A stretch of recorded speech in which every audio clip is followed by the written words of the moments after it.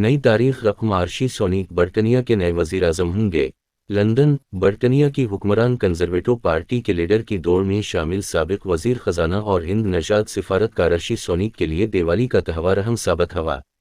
उस दौड़ में उनकी हरीफ पेनी मोर्डांट के पैर को पीछे हटने के बाद मिस्टर सोनीक को पार्टी के नए रहनुमा के तौर पर मुंतखब कर लिया गया है। ऋषि सुनक बर्तानिया के पहले हिंदुस्तानी नजात वज़ीर आज़म मुक़र्रर किए गए।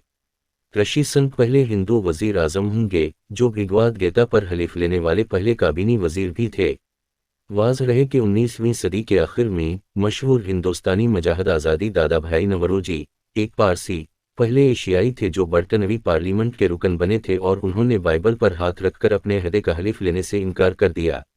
अलबत्ता उन्होंने पारसी ज़रतश्तियों के मुक़द्दस मजहबी मुतन खुर्दा उस्ता पर हलीफ लिया था।